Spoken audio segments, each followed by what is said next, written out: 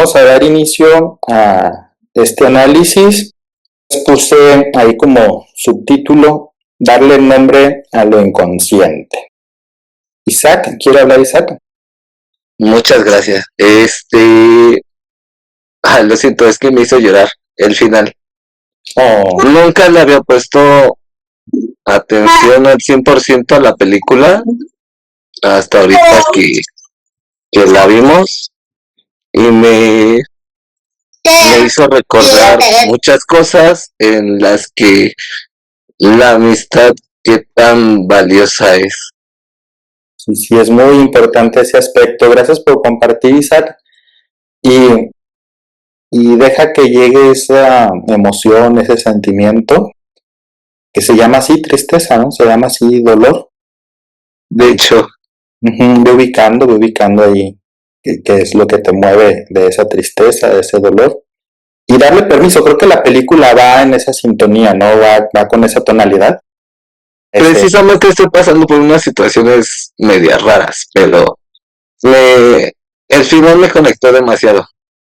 Sí, ahorita que hagamos la elaboración, igual con lo que vayas compartiendo, con lo que vayas escuchando, nos va ayudando a todos a procesar. Que es algo que produce el cine, que los que hemos ya ido caminando en esto, el cine de comedia y el cine de terror mueve muchísimo.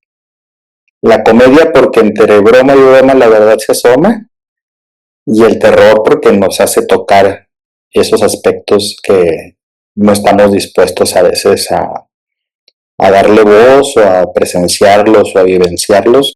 El mismo Freud utilizaba un término muy interesante ahí los que están en psicología o están en esto del estudio de la terapia y demás. Ahí sí pueden, ahora que estamos en esta parte del terror, el término o el concepto freudiano de lo ominoso es eso que nos aterra. Pues ahí podrían consultarlo, ahí lo de psicología. Y también si a alguien más le llama la atención. Y gracias, Isaac. Claudia. Hola, buenas noches. Justo, ¿no? Yo creo que todo viene desde los miedos que te inculcan y enfrentarlos, ¿no? Ahora que yo estoy un poquito más metida en el tema y leyendo, y gracias a mi profe que me ha compartido libros terribles y algo que yo también investigo.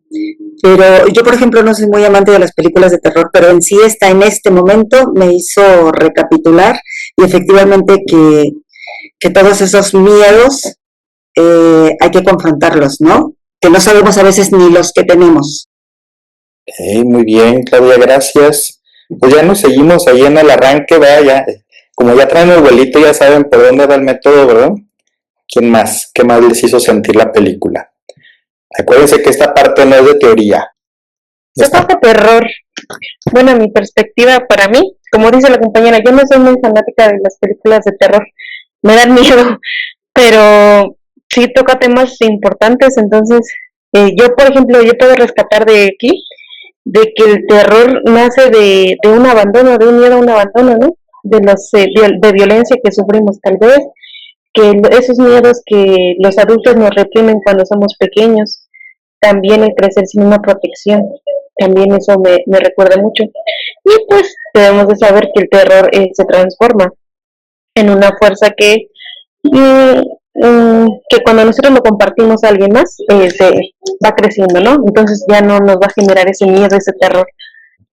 Y es como en los procesos también de el sueño o los sueños cuando se trabajan en psicoanálisis, se va haciendo esta elaboración y cómo pone nuestro inconsciente cuando va al preconsciente imágenes, símbolos, ¿no? Que no sabemos qué es hasta que lo procesamos en una psicoterapia o los mismos sueños y que ya después se completa el rostro o la situación, ¿no? ¿Sí?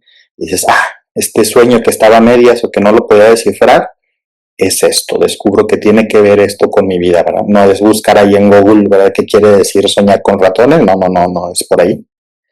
Pero sí es que es para mí eso que estoy soñando, que estoy simbolizando y hacer esta metabolización de esta información del sueño y que sucede también con el terror. ¿Quién fue Rubí, verdad? Gracias, Rubí. ¿Quién más? Miriam. ¿Miriam quiere compartir algo? Sí, buenas noches. Justo lo que pude ver en la película es que se destapan temas y a raíz de esos temas que traen las personas, bueno, que traemos arrastrando, se genera como el miedo, ¿no? Entonces creo que es importante darnos cuenta que empezamos desde nuestra etapa temprana a generar situaciones que nos generan miedos. Y también por eso a veces no nos gusta el cine de terror, ¿no? Porque nos lleva a tocar nuestros miedos. Bien. Gracias, Miriam. ¿Quién más? Araí, ¿quieres compartir qué te hizo sentir la película? Pues sí, igual me hizo sentir al final tristeza y también descubrir en mí que como que en este momento de mi vida quiero estar descubriendo y cosas que me dan miedo, pero también me dan miedo sentir lo que siento, ¿no? Y esto me ayudó a que a veces queremos estar bien y queremos lograr cosas, pero no nos paramos a darnos cuenta de lo que tenemos o lo que somos en este momento. Y eso me hizo sentir. Okay.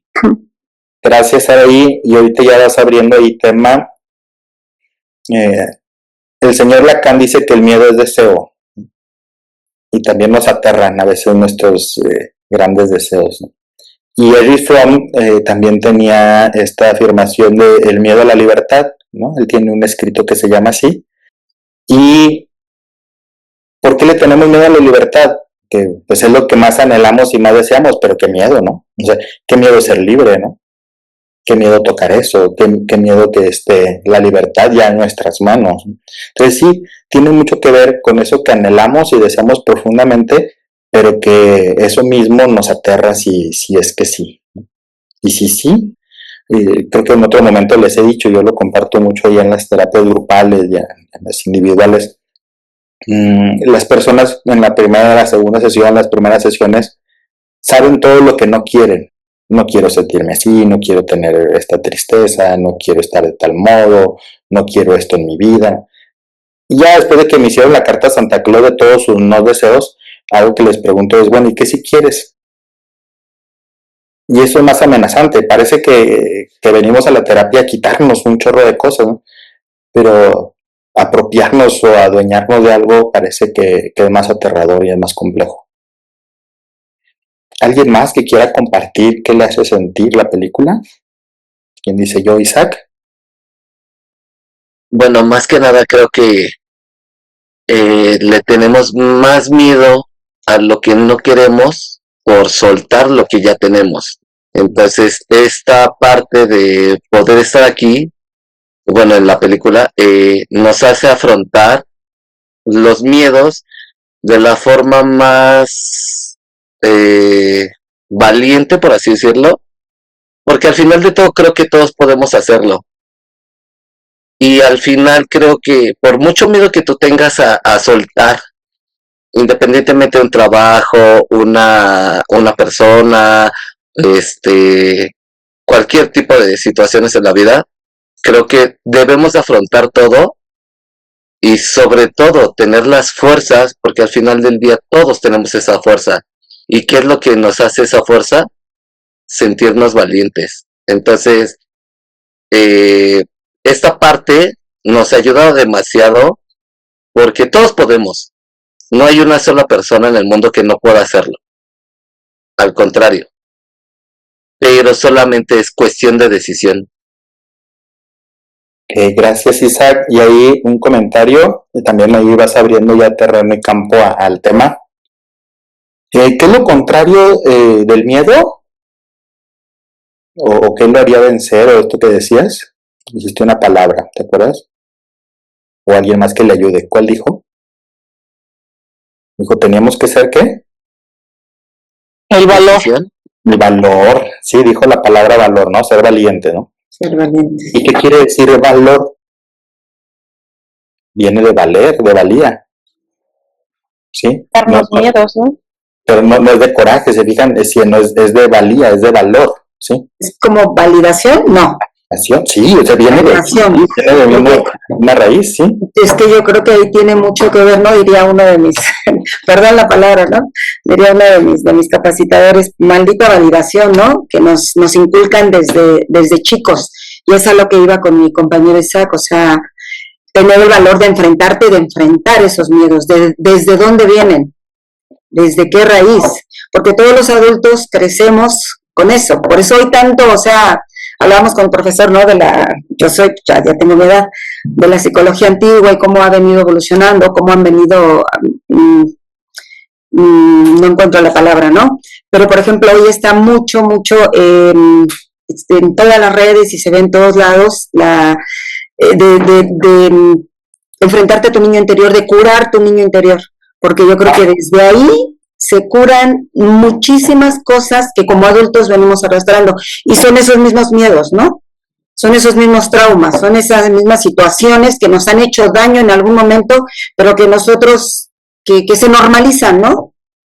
Que se normalizan, diría mi profe con el libro de 4 acuerdos que me hizo, que me está haciendo leer ahorita, muy bueno, por cierto, y ahí viene el colectivo, el sueño del colectivo, ¿no? Todo lo que te inculcan cuando eres niño y ese mundo de adultos que tanto te puede aterrar, porque te imponen, te trauman, te dan miedo, te dan muchas cosas, ¿no? O sea, y creces con todo eso. Sí, gracias, Claudia. Isaac. Creo que todos desde que somos pequeños, lo que mejor queremos es ser adultos y no nos damos cuenta del hecho que implica ser adultos, porque no nada más es voy a ser adulto, ya voy a hacer lo que yo quiero, no, al contrario, te enfrentas con muchas cosas, te enfrentas con incertidumbres, te enfrentas con la realidad, lo que conlleva todo el ser adulto. No nada más es decir, voy a ser adulto, sino que también incluye que tienes que mantener muchas cosas al flote, porque como cuando eres niño, eso es lo que más sueñas, porque piensas que vas a tener libertad, vas a tener estabilidad, vas a tener todo.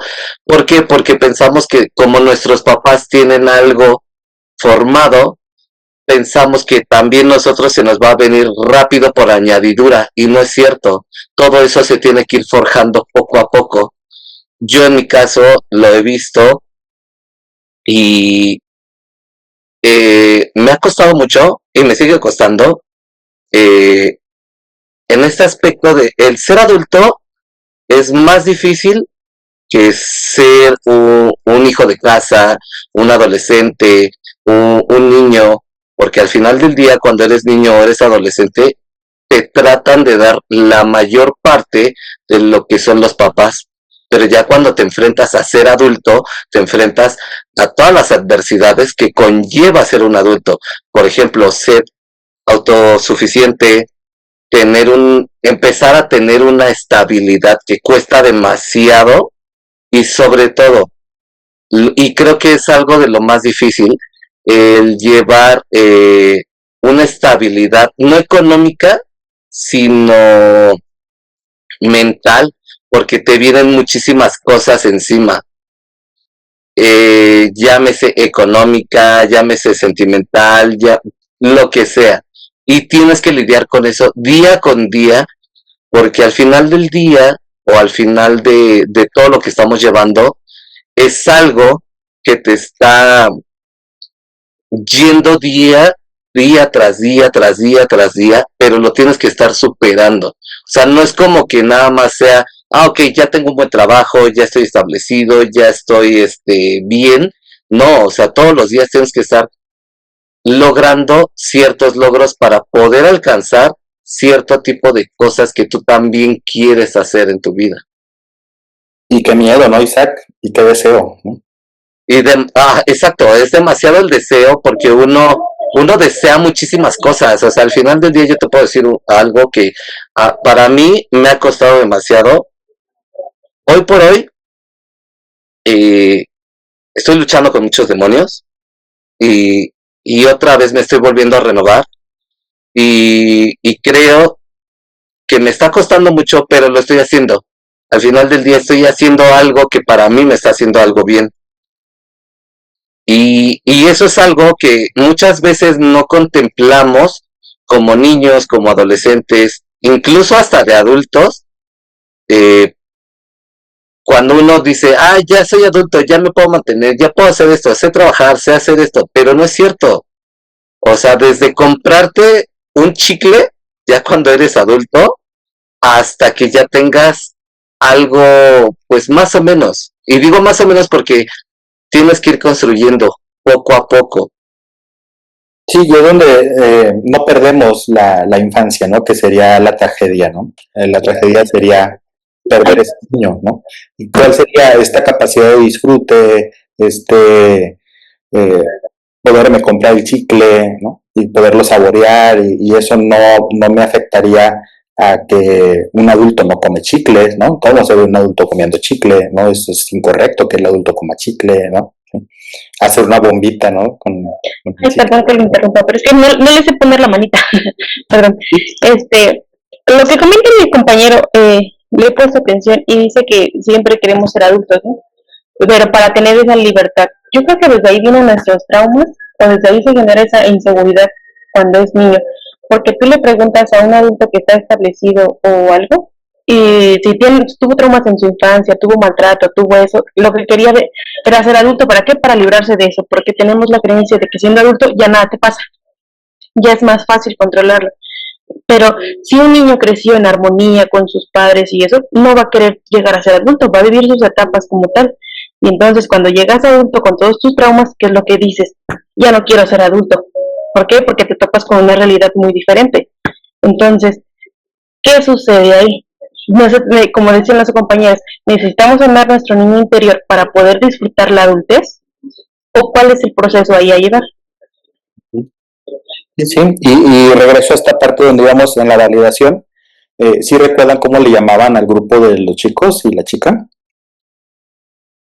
De los perdedores. Los renegados.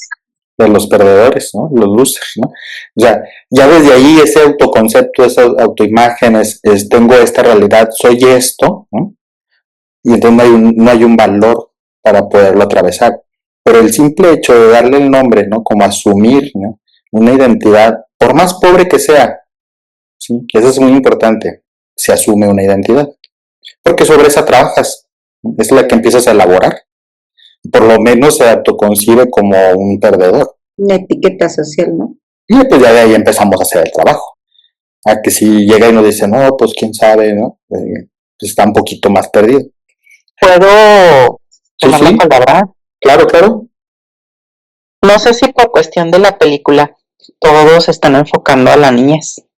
Finalmente son unos púberes que andan ahí, la parte mala del pueblo, los losers, como dice la película.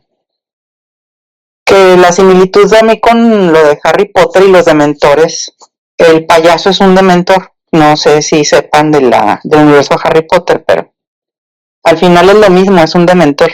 Sí. Que hace que tu miedo, tu mayor miedo, sea el que te impida al final despegar. Pero digo, bueno, yo volviendo al punto, todos lo están traspolando a la edad infantil, a la edad de la pubertad. Pero los miedos van acorde a las etapas. Y por ejemplo, la gente ya de cierta edad, estamos pensando qué va a pasar con nuestra vejez, qué va a pasar con nuestras enfermedades, quién nos va a cuidar en esa soledad a veces elegida o impuesta simplemente porque los hijos no los criamos para que se queden allá a cuidarnos, los criamos para que hagan su vida. Entonces yo creo que cada etapa tiene sus particulares dementores. Entonces nada más quise poner el dedo en el renglón de que no es solo la infancia y la adolescencia el querer despegarme uno de mis padres. Creo también que es, pues sí, ir enfrentando esas situaciones que la misma vida te va haciendo, vaya, imponiendo, viviendo. Y eso cuando tienes chance de planearlo, porque cuando te llega un accidente, una situación trágica y que se ve, por ejemplo, inmiscuida tu salud, pues ahí no hay de otra más que agarrar el toro por los cuernos. Pero pueden ser los dementores todo lo chico o lo grande que sea en el momento de la situación. Y a veces no depende de una preparación previa, a veces depende del evento tan enorme o catastrófico o súbito que tal vez te dé esa connotación del miedo, del tamaño del miedo como tal, ¿no? Sí, ahí te sigo la idea, Vero, gracias. Con esto mismo de eso como de mentor. Y con la película, con Harry Potter, el primer encuentro que tiene, y que ni siquiera era un dementor, ¿no? Que es estas figuras que hacían la posesión de tu terror, que es muy parecido a lo que hacía eso, ¿no? Tomaba la figura de tu posesión de terror, ¿no? De miedo. Y que le dice el maestro Lupin, no, eso no era suficiente, ¿no? Es como tiene poco peso, tiene poco valor, no es, ¿no? Pero luego viene esta parte que vamos a lograr también aquí en la película, de esta resignificación, cuando le dice, ¿con qué lo hiciste, no? O sea, ¿cómo lograste ya vencer ahora sí a un verdadero dementor, ¿no? No a un falso, ¿no? Dice, recordé esta imagen, no tuve esta imagen, ¿no? Que eran de los papás. Y dice, no sé si sea cierta o no, que eso es lo que se logra con la psicoterapia. Abordamos la historia para transformar la historia. Y por eso lo logra hacer. No importa si es cierto o no, no es una calidad de verdad, ¿no? Sino es cómo se ha logrado integrar esa información y se ha transformado, ¿no? Que decían al inicio, ¿no? En la transformación del terror. ¿Quién sería? Isaac y luego Luis, Miguel. Isaac. Justo, precisamente, lo que acaba de decir la compañera, o sea, son miedos que traemos desde chicos, pero lo hemos seguido transformando o trastornando, o no sé cómo decirlo, lo traemos todos, ¿no? Sí, ahorita lo basamos mucho por la parte infantil, pero al final del día creo que todo esto lo traemos, sí, claro, desde niños, y también se nos ha venido junto con la adultez. Ella decía que son los dementores, y justo lo que usted decía, ¿no? Bueno, no son los dementores, de hecho, como decía, la primer criatura mágica, de hecho se llama Bogart, y es el que nos hace mostrar nuestros miedos más profundos. Entonces, ¿qué es lo que pasa con el Bogart? El Bogart te va a enseñar lo que más temes en tu vida. Pero, ¿qué pasa? Nos hace, nos enseña, mejor dicho, a, a transformar esos miedos en cosas en las que podemos convertirlas en una forma más amena, más tranquila. ¿Para qué? Para que también nosotros empecemos a aprender a que todo lo que hemos pasado anteriormente nos ayude a sacarlo adelante. Y eso es algo que, por ejemplo, en mi caso yo he tenido personas muy, muy fuertes, en este caso mi mamá, que es una de las personas que más admiro en la vida. El miedo de ser tan solo como ella es, me ha ayudado mucho últimamente a ser una persona un poquito más fuerte. De hecho, ha sido alguien que ha superado muchas adversidades, ha superado muchísimas cosas que yo, cuando ella tenía mi edad, yo no he podido superar. Y me sigo apoyando mucho, pero sí he visto que, por ejemplo, yo también soy muy fuerte, nada más que no las he podido canalizar como tienen que ser.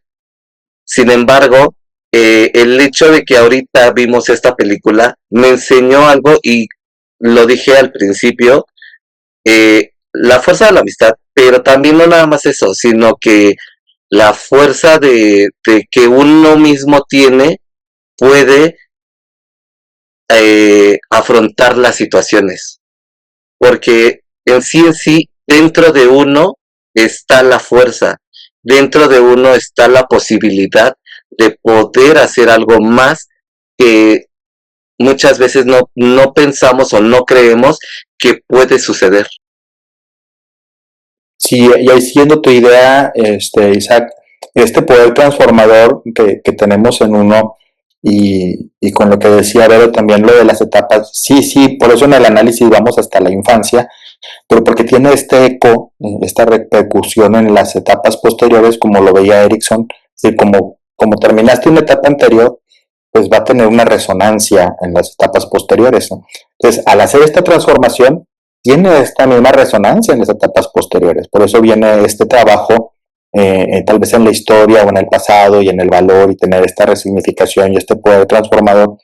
Y Erickson, con lo que utilizan aquí en la película de eso y también en la de Harry Potter, es el poder de la imaginación, ¿no? Que se da entre los 3 y los 5 años. ¿No? Y esta imaginación y este poder puede ser el mismo del miedo y la transformación, ¿no? Es la misma energía, ¿no? Brotan de donde mismo. Y estos pensamientos catastróficos, ¿no? Pueden ser también los mismos pensamientos transformadores.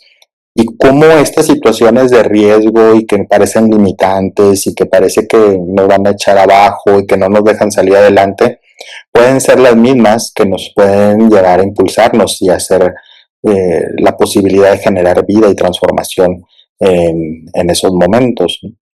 Entonces, más o menos va por allí estos puntos que hemos estado abordando y por ahí va a ir la película. Entonces, ¿alguien más algo que le haga sentir? Si no, le seguimos.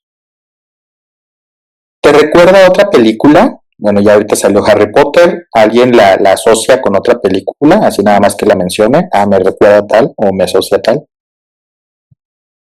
El diablo viste a la moda.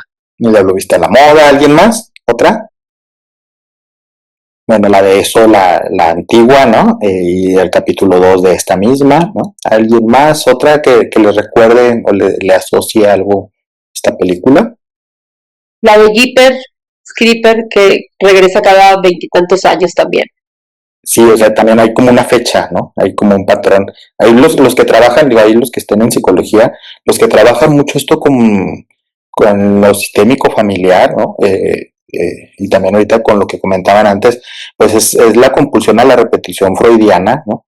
Entonces sí hay patrones que vemos y algunos de ellos se reflejan en el tiempo, en las fechas, ¿no? Entonces ahí van sacando ahí, esto sucede cada 10 años, esto sucede cada 7 años, ¿no? ¿Alguien más le recuerda otra película? La de Freddy Krueger, ¿cómo se llamaba esta? Freddy Krueger, Pesadilla en la calle del infierno. Pesadilla en la calle del infierno. Sí, esa La es muy buena. calle Mel o algo así también le decían. Pasante de moda. ¿Alguien más? Miguel. A mí me podría recordar también esta parte como de la amistad y de los miedos que podemos enfrentar, la del niño de la pijama de rayas. Oh, sí. ¿Por qué? Porque vemos hasta cierto punto una repulsión del papá, pero ¿por qué? Porque también en su familia había ciertos integrantes de este sector que a él no le parecían o no eran tan adecuados y a pesar de que su mamá, si no mal recuerdo del militar, pues era judía, él estaba en contra de ellos y ¿qué pasa? Su hijo pues ese de la amistad con un judío, es tan grande su amistad y tan grande su amor que él lo que quiere destruir termina destruyéndolo también a él. Sí, que se entra en proceso de destrucción, ¿verdad? ¿Alguien más le recuerda alguna otra película que le venga a la mente que la asocie? Creo que salieron algunas interesantes. Vamos a entrar ya a algunos datos. Perdóname, un alumnito nos dice, pasando las series de una diva cambiando de cuerpo.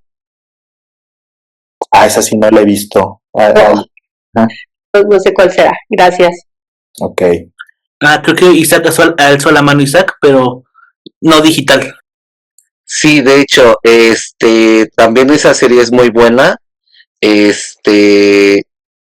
Bueno, ya la he visto como 10 veces mínimo. Hay algo similar, no es de terror, de hecho es como de comedia, drama, más o menos. pero tiene un mensaje significativo. De hecho, hace un momento le mandé mensaje al profe Miguel, de un capítulo en especial que siento que nos serviría mucho. Se llama Una diva cambiando de cuerpo, sobre todo el capítulo 9 de la primera temporada. Siento como que ese capítulo en especial serviría mucho para entender varias cosas. Okay. Ahí tendría que retomarla, si esa no la he visto. Está en Mercado Libre y es gratis. Mucho mejor, gracias por el dato. Sí, hay que considerarla. Sí, Se llama Mercado Play en la aplicación. Mercado Play, sí, así me va despertando algunas otras ideas el cine, ¿no? Que nos va asociando, así como esta consecución de asociación libre que tenemos en el psicoanálisis, ¿no? En una psicoterapia, también las películas, ¿verdad? En algunos nos va detonando así como que, se parece, ¿sí? Pero es una idea que está ahí en el fondo brotando. Bueno, vamos a datos generales. Películas, ¿no? La de IT de 1990, no sé si la han visto, está buenísima, si pueden, véanla, ¿no? Muchas cosas se repiten, hay unos aspectos diferentes. La que vimos, IT capítulo 1 de 2017, capítulo 2 en el 19, y ahorita está una serie, ¿verdad? Bienvenidos a Dare, que es del 2025. El director de esta película es Andy Chetty, entonces no sé qué será.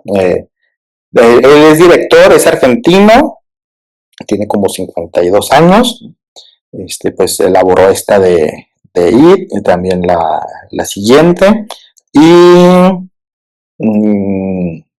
pues creo que últimamente hizo la de Flash, que no le fue tan bien al pobre, pero sí ha hecho estas películas. Y de la novela, pues está basada, yo creo que ya todos saben, del señor Stephen King, el maestro del terror. Y pues ahí está esta obra, y creo que anda en los 70 y tantos, ¿no? El Stephen King. Introducción a la película y enfoque psicoanalítico. Así abre con la muerte del hermanito, ¿no? Que están ahí con la lluvia, ¿no? Y le hace el barquito, pero ya la presentación es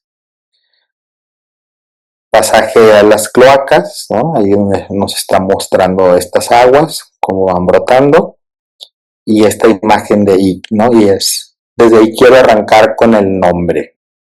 Eso. Es algo, indeterminado. Ahí ponen ahí un comentario. El resplandor a Jack Nicholson ponen ahí de recuerdos, sí. También ahí muy interesante esa película, claro.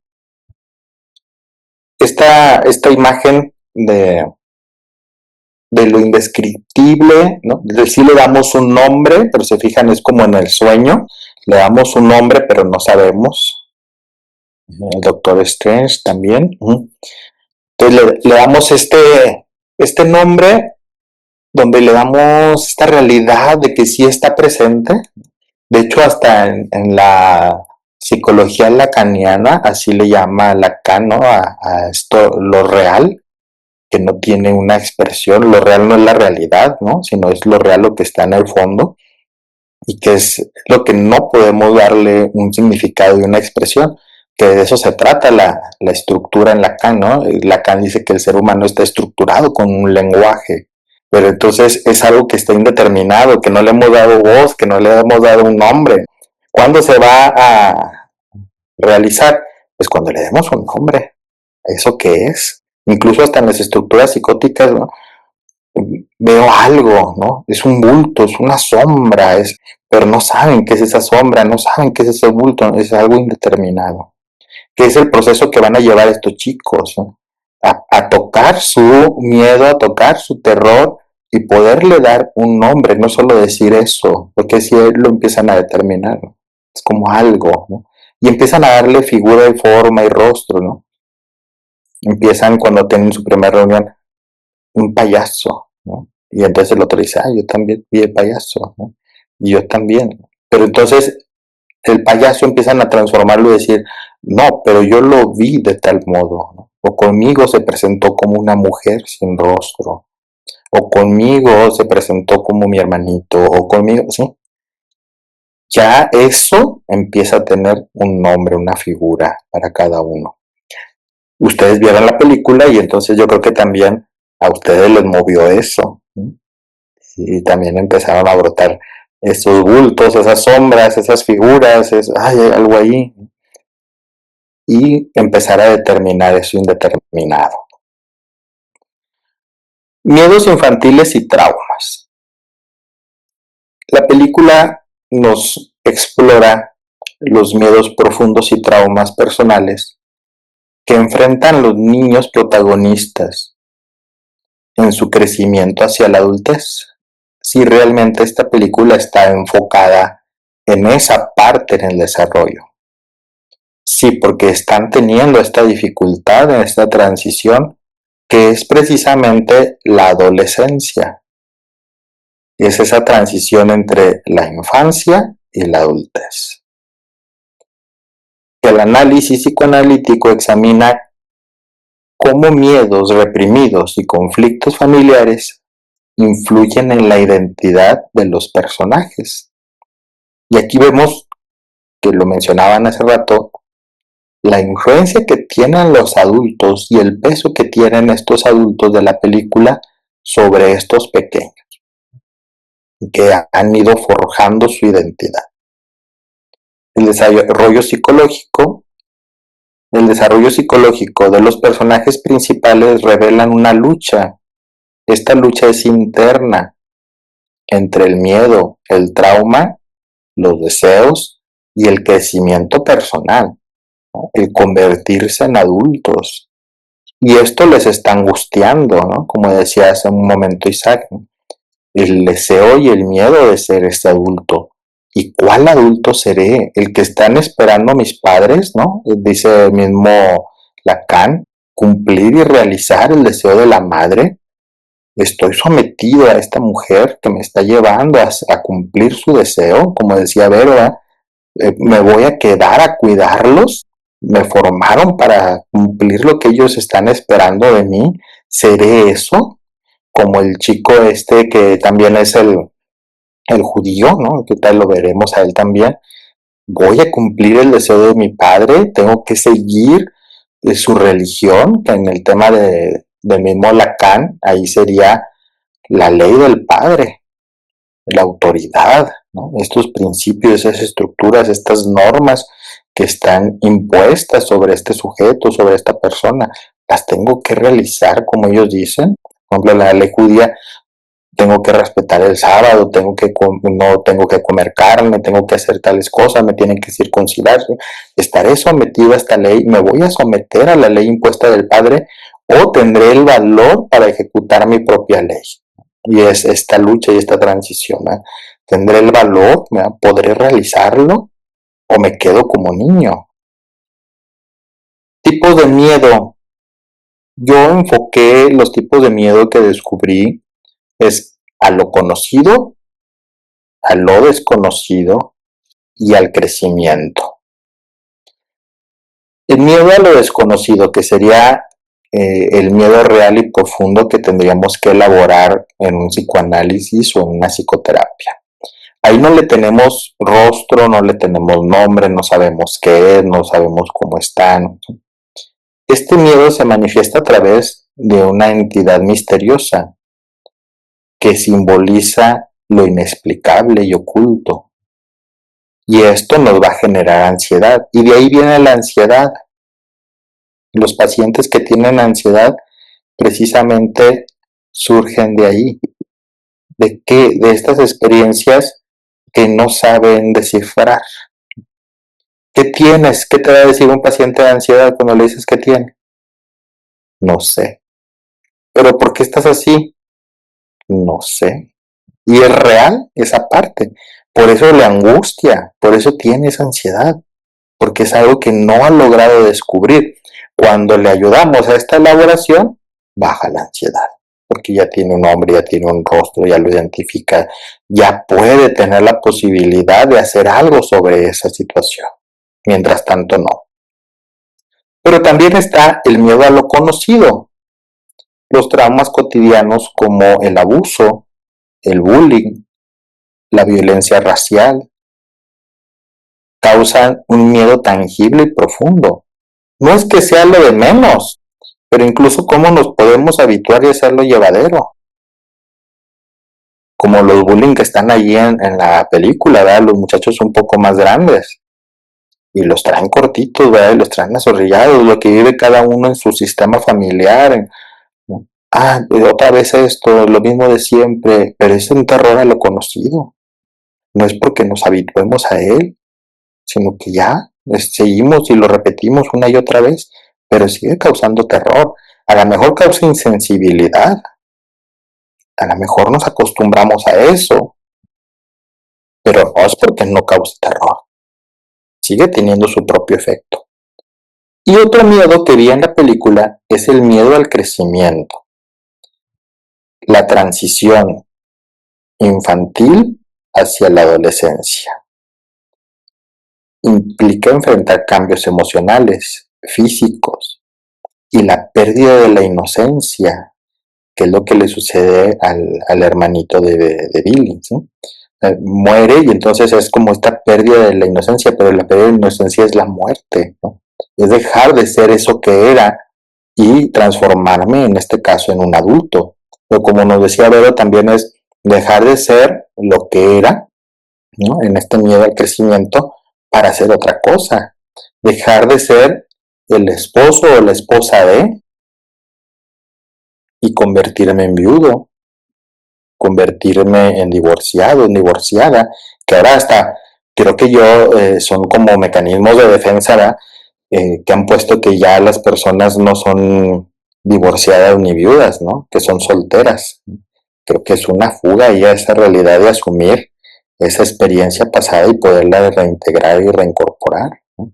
No es porque no sean solteros, sino porque ya no son, y es un crecimiento y es una transformación y es de dejar de ser eso, ¿no? Como cuando alguien se jubila, no es que deje de ser médico, no es que deje de ser maestro, no, pues sí, pero ya no lo va a ejercer de la misma manera, ¿no? Ya no va a tener la misma rutina de cada día. Claudia. Gracias. Y yo creo que es por eso que duele tanto crecer, ¿no? La adolescencia, porque se conjugan todos los miedos juntos y súmale a eso, a que vas creciendo y vas dejando atrás una etapa muy, muy difícil. Entonces de ahí también yo creo que deriva muchas cosas, el cómo lo enfrentas, cómo lo sueltas, si puedes, si no puedes, si lo arrastras hasta una vida adulta, cómo enfrentas todo eso, ¿no? Si tienes ayuda, si no la tienes, si lo sabes, si no lo sabes, o sea, un laberinto terrible, ¿no? Sí, claro. Y ahorita que decías lo suelto, me recordaste lo que decía un amigo mío. Llegamos a una edad donde todo está resuelto, ¿verdad? Tenemos resuelta la nalga, resuelta las panzas, resuelto, todo está resuelto, ¿no?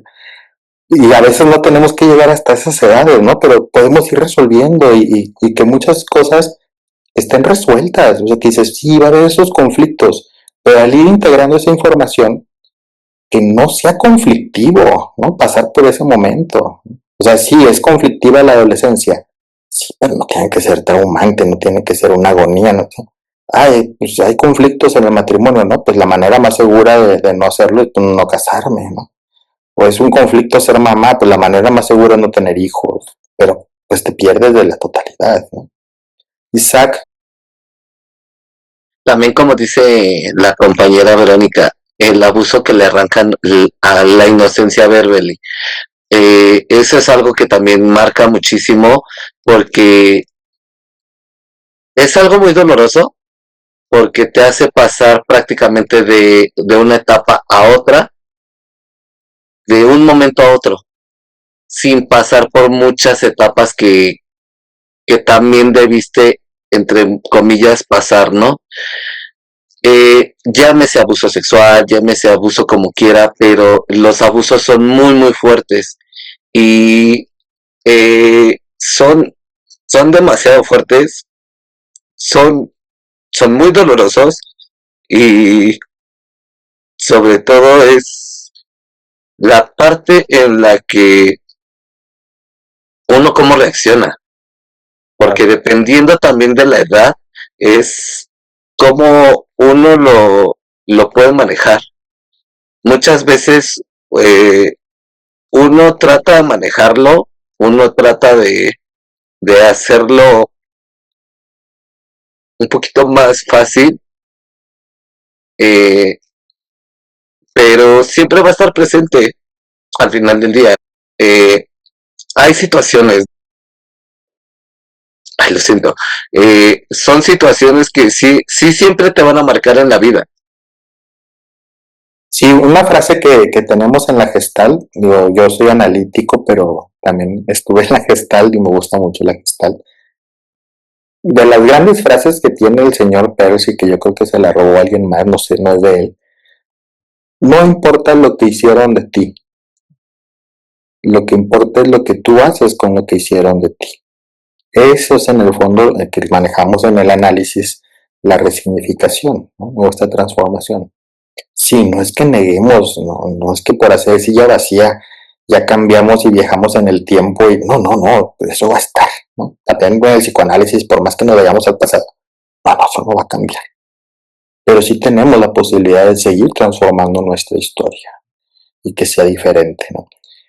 ¿Quién es el mejor acompañante de un alcohólico? El mismo alcohol. Un alcohólico. El esposo o la esposa, o alcohólico también. El padrino, ¿no? O sea, el padrino es alguien que pasó por esa experiencia del alcoholismo y que no está en riesgo de caer, no está en riesgo, sí, claro que sí, y estar conviviendo con alguien que está en una etapa o escalones anteriores, claro que sí. Pero entonces su experiencia de haber lidiado con ese caminar con el alcohol y haber sido su compañero de camino tanto tiempo, le va dando, no es que todos estén facultados, pero le va dando la facultad de poder apadrinar y acompañar a alguien que también esté buscando transformar su realidad y su relación con el alcohol. Pues su mejor acompañante será alguien que ha hecho ese ejercicio, ¿verdad? Que ha hecho ese caminar, que ha hecho esa transformación. Claudia. Gracias, sí, bien como lo decía el compañero, ¿no? Las cosas que te pasan, cómo te marcan y lo difícil que es trabajar en eso y que eso, como dice usted, lo que te haya pasado no te defina. Que no te defina, que nadie, ni nada, ni nada de lo que te pasó, ni nadie tiene la autoridad para definirte quién eres o en qué te quieres convertir o en qué te vas a convertir, ¿no? Y retomando lo del adulto, y se ve también en la película donde la mamá quiere tener al niño en su casa porque precisamente a lo mejor ella está sola y lo quiere tener ahí, que le da las pastillas y que son placebos nada más. Y lo quiere tener, o sea, ella está sola y ella lo que quiere es retenerlo. O sea, entonces ahí viene lo del adulto, ¿no? Como también en esa niñez entra la soledad o las carencias del adulto y cómo te arrastran a ti, ¿no? Sí. Vamos a continuar. Un poquito ahí de lo de Lacan y el deseo y la falta y el lenguaje. El deseo estructurado por la falta. El deseo humano está basado en la ausencia constante de algo que se busca sin poder llenarlo completamente. O sea, la falta va a estar constante, pero es ¿qué hacemos con esa falta y ese vacío? ¿Y cómo lo llenamos? O sea, me voy a volver un comedor compulsivo, un fumador compulsivo, va a ser una adicción, ¿no? O esta falta se va a convertir en un motor. O sea, es necesario, ¿verdad? En estas regulaciones homeostáticas que también se manejan desde otras corrientes. Sí, es una satisfacción, pero pues va a venir un momento de una nueva insatisfacción y que nos va a empujar a arrojarnos, ¿no? A volver a satisfacer, ¿no? A despertarnos al día siguiente y es bueno, ¿y ahora en este día qué? ¿Cómo lo voy a hacer? ¿Hacia dónde me lleva? ¿No? No decir, ya amaneció otra vez, ¿no? Sino, ya amaneció, ¿no? Tengo otras 24 horas, tengo otra oportunidad, tengo otro día, sí. La otra sería la ruptura del mundo simbólico. Los personajes se enfrentan desafíos que fracturan su comprensión y seguridad en un entorno simbólico. Entonces, este mundo simbólico se va fracturando, se va transformando y va teniendo forma, pues tiene esa transformación. el lenguaje y la construcción del yo. Lo lacaniano está basado en que el yo se construye desde un lenguaje. Y es un lenguaje que es fundamental para definir la identidad y expresar o esconder los miedos internos. Le decía ahí en el autoconcepto y la autoimagen que pueden tener estos chicos, pues son unos perdedores. Y ya desde ahí se van definiendo. O eso que es algo indeterminado, ¿verdad? Y es eso.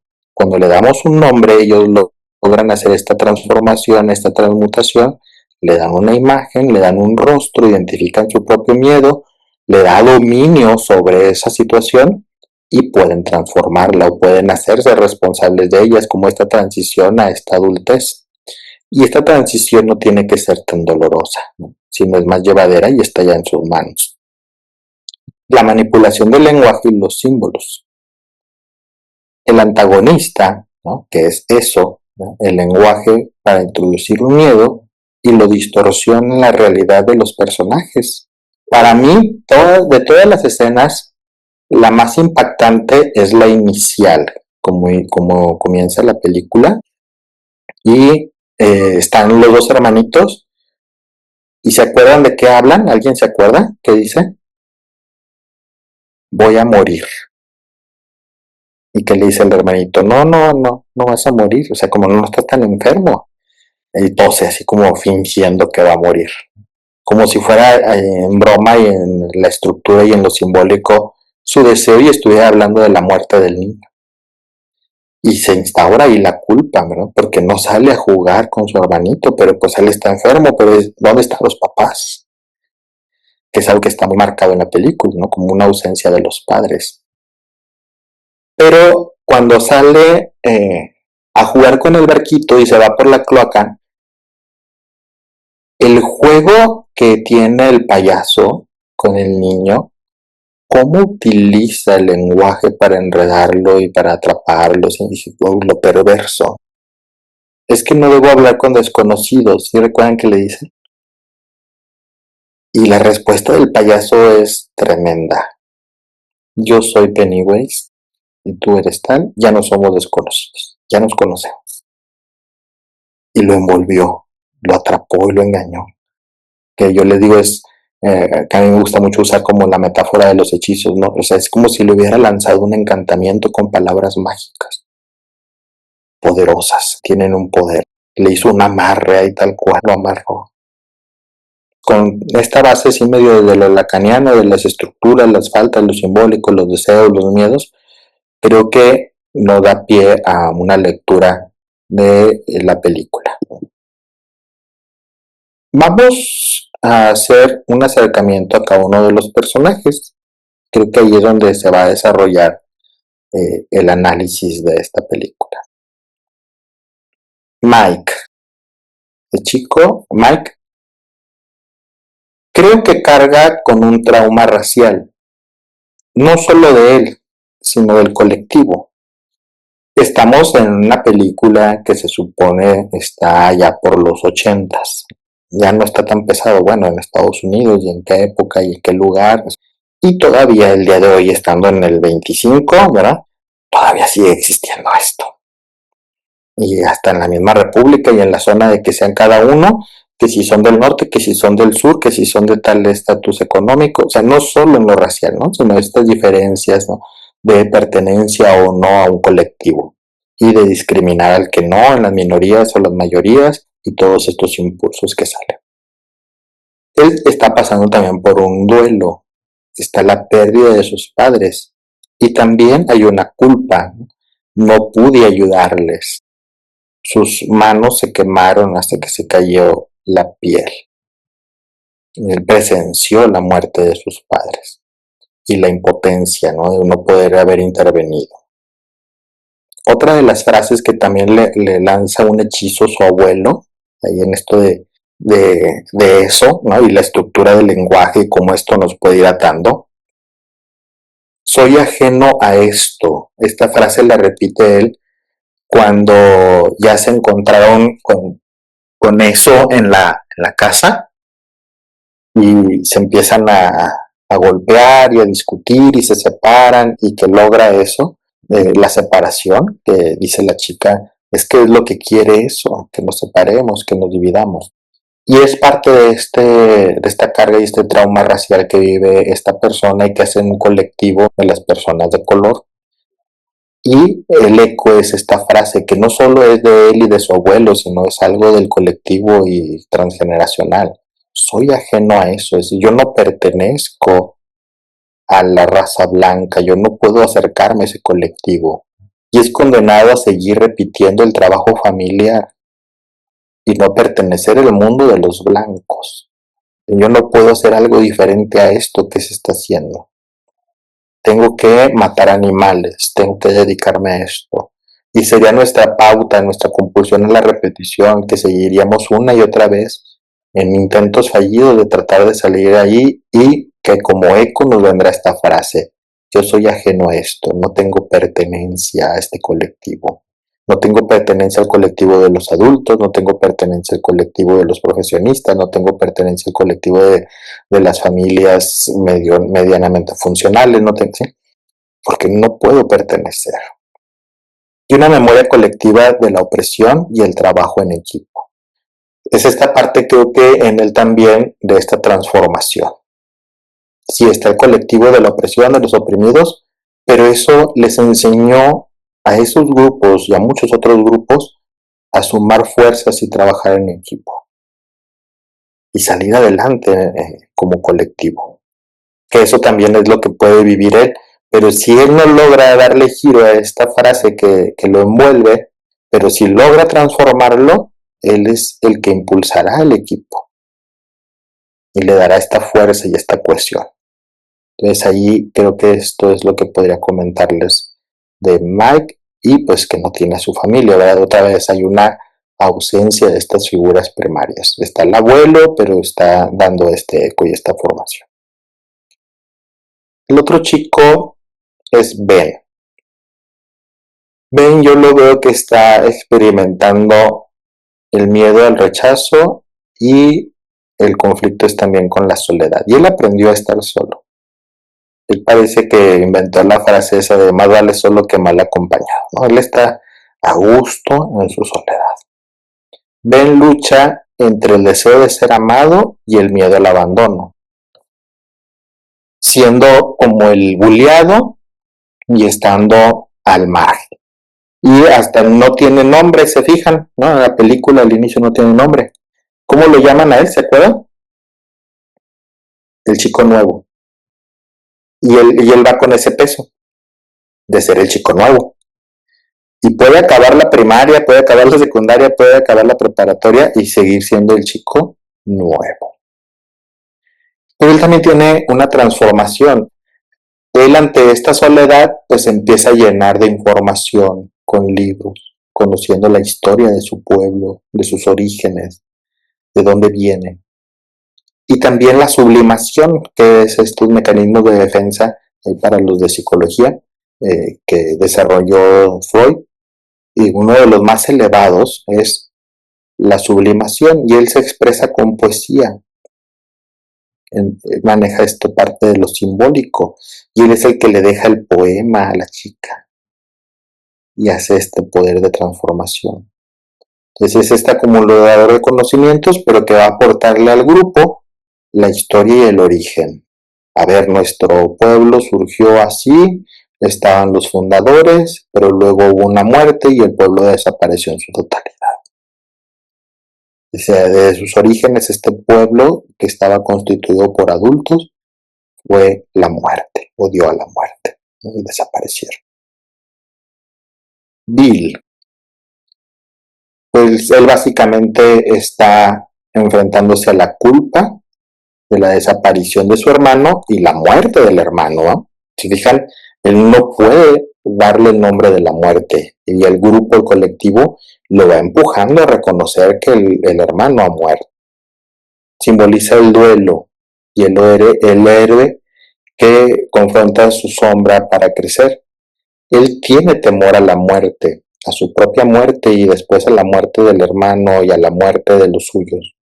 Pero es alguien arriesgado. Si fijan, tiene también esta otra parte Los demás chicos le dicen, no, pues es verano, estamos de vacaciones, ¿qué quieres irte a meter ahí a la cloaca? Te estás acercando a la muerte, te expones. Igual con los chicos que lo molestan, que le estaban dando tregua porque había perdido a su hermano, ¿no? No, él va y se enfrenta, ¿no? Los confronta y pues se coloca en riesgo. Padres ausentes también expresando el dolor, o más bien sin tocar el dolor, ¿no? Y aislados, y entonces lo van rechazando porque él quiere hablar de esa situación que le duele. Él habla constantemente de eso, pero los padres no tienen la suficiente fuerza para, como colectivo, como familia, poderlo abrazar en su dolor. ¿En dónde encuentra este colectivo que lo arropa? Con los chicos, con el grupo de amigos, que también ahí lo mencionaban al inicio. Este valor y esta fuerza de la amistad o del colectivo. Es tartamudo, como es alguien frenado a expresar, no por la muerte del hermano, él ya era tartamudo desde antes. Entonces tiene dificultades en esto de la expresión. Y en una de las escenas, las gotas que caen del techo, cuando está haciendo el dibujo de Beverly que se queda ahí dormido, también puede ser este llanto que está contenido y como si estuviera llorando, pero también puede ser un sueño húmedo en su despertar de la sexualidad. Y pensando en esta chica ya de una manera erótica, como esta transición a su crecimiento y su despertar sexual. Claudia. Es una parte muy, muy fuerte para mí de la película, como decía mi compañero Isaac hace rato, porque justamente como usted dice, el no haber un eco en la familia, ¿no? A mí misma me pasó, yo soy viuda, y cuando uno cree que los chicos no entienden o que no les duele, o sea, que ellos, que son niños y que no entienden, y es mentira. Y a mí me tocó vivirlo con mis propios hijos, o sea, ese dolor de, después de muchos años, ¿no? Uno se da cuenta de que, pues, a ellos también les dolió. Claro. A ellos también les dolió, y también se preguntaban qué pasó y por qué. Y uno en su ignorancia y en su propio dolor no se da cuenta que se necesita esa comunicación, por más chicos que sean, y encontrar las palabras precisas, pero a veces, muchas veces uno ni siquiera las encuentra para uno mismo, ¿no? Muchas veces no hay respuestas ni para uno, ni sabe cómo sacar ese dolor, y pues mucho menos las tienes para tus hijos. Entonces es una situación muy, muy, muy fuerte. Y sí, a veces la palabra precisa es muy elaborado, es muy analítico, es muy así como con grandes recursos, y que yo eso lo aprendí tal vez ahí en la Gestalt. Sí, será muy primitivo, pero es lo que necesitamos, ¿no? A veces no estamos tan listos para hacer una elaboración con la palabra, ¿no? Que es lo que se hace en una psicoterapia analítica. El terapeuta es el que le ayuda a metabolizar y le da la palabra que no puede dar el otro a veces. Pero tal vez si el gesto, si la palabra que dice el paciente, pero ¿cómo voy a llorar con mis hijos? ¿Y qué le va a contestar el analista? ¿Qué le contestarían ustedes? Aunque no sean analistas, ¿qué le contestarían? Que sería un proceso natural que todos pasamos. Que no por ser papás, no por ser alguien mayor o menor, pues no tenemos sentimientos. Y que es un proceso y sentimiento que todos debemos de expresar y de liberarnos. Ok, ¿alguien más tendría otra respuesta? ¿Cómo va a llorar? Pues igual que toda la gente. Eso, yo contestaría algo así. ¿Cómo voy a llorar con mis hijos? Pues por los ojos. Pues Así. es que yo me prometí no llorar.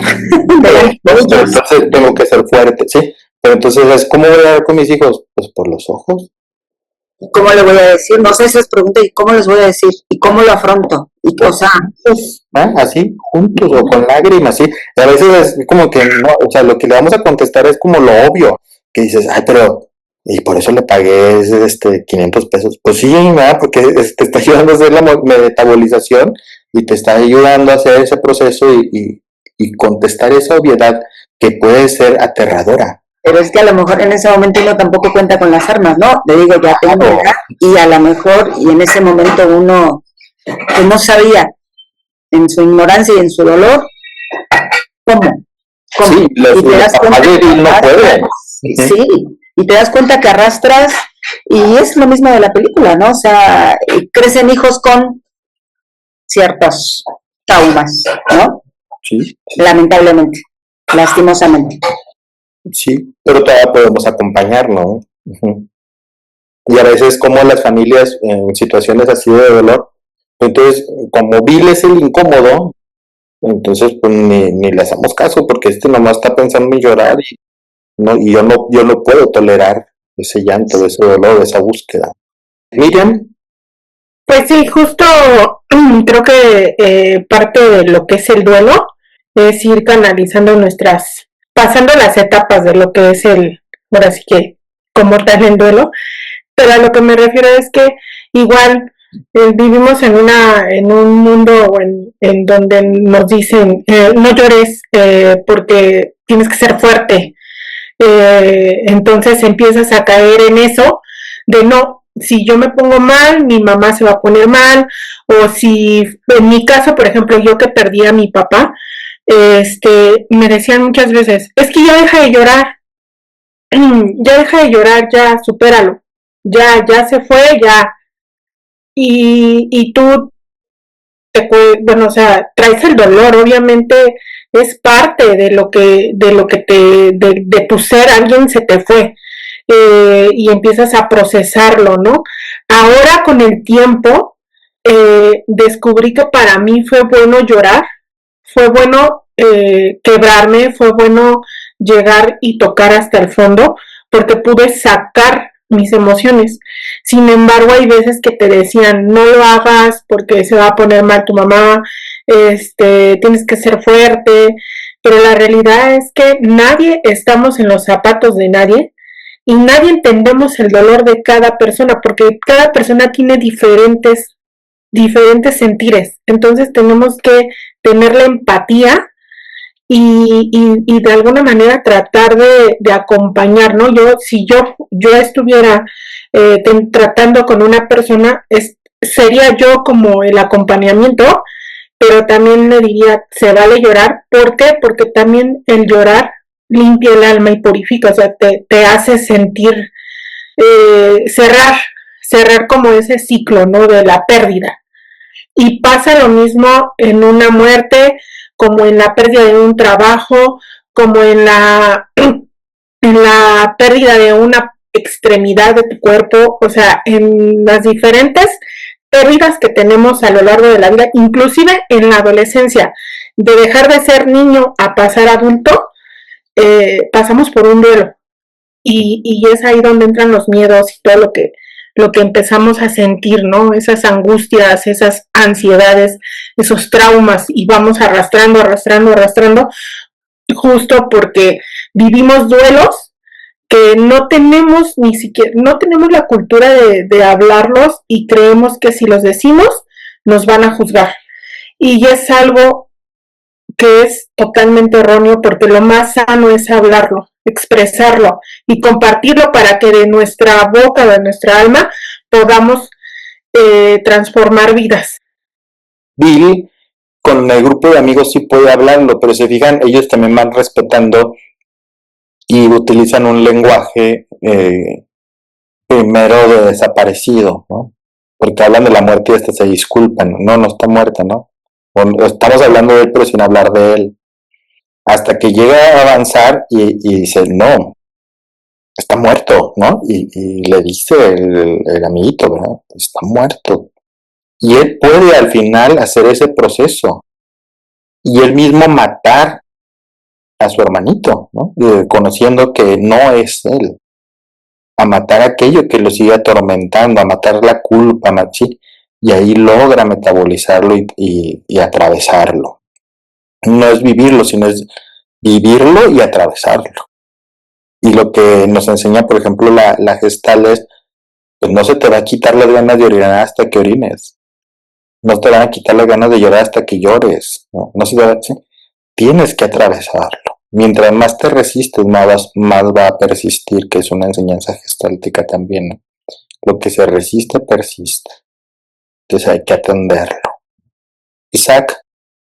Sí, justo lo que dicen mis compañeras es muy cierto. La verdad es que hay mucho tipo de dolores, hay mucho tipo de cómo canalizar también varias cosas, ¿no? Pero hay una frase que, por ejemplo, a mí me marcó mucho desde hace mucho tiempo y que a lo mejor, bueno, en paz descanse esta señora, a mí me hizo entender algo que yo tampoco no comprendía y me dijo, nadie aprende a ser hijo hasta que es padre. Y lamentablemente es eso. Yo, por ejemplo, en mi caso no tengo hijos y a lo mejor no sé, ¿no? Pero sí he aprendido a que puedo ser un mejor hijo. En este caso, en el de Billy, eh, ha superado, ha hecho muchas cosas, bueno, dentro de la película, pero tampoco no sabemos el dolor que pasaron los padres. Ahorita nos estamos enfocando en él, pero tampoco no sabemos qué es lo que pasan, por ejemplo, los padres. Los padres también llegan a tener demasiada carga. De hecho, no nada más es la carga de la parte del hijo que perdieron, sino que también es la carga del hijo que también está sufriendo, porque él siente que es culpa suya. Y sin embargo, no nos hemos dado cuenta que nosotros como hijos, no nada más sufrimos nosotros, hacemos sufrir a nuestros padres. Y no nada más una, o sea, en todas las situaciones que tenemos en realidad día con día, no nos hemos puesto a pensar que, que hacemos sufrir a nuestro entorno en general. Porque llámese padres, llámese pareja, amigos, hermanos, sobrinos, tíos, de alguna u otra forma también nosotros hacemos que este entorno se nos vuelva muy conflictivo cuando uno también tiene este tipo de cargas en las que al principio no las puede llevar y que cuando uno aprende a hacer o a sobrellevarlas, eh, ellos todavía se quedan con ciertas cosas que nosotros tampoco no les hemos dicho. Ok, muy bien. Gracias. Vamos al siguiente.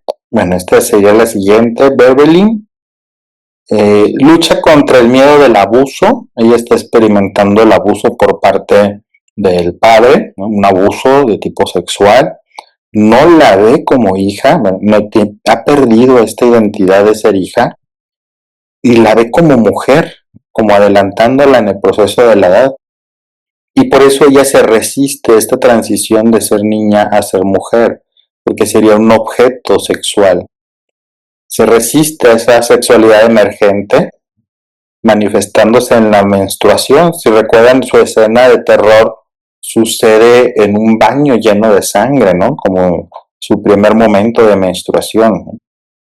Ahí está rodeado, la imagen masculina, ruda, en conflicto con su mismo sexo. Si se fijan, la escena esta que puse ahí en el baño de la escuela, igual que en el baño de la casa, está en el baño de mujeres y está teniendo este conflicto con otras mujeres y la llenan de suciedad.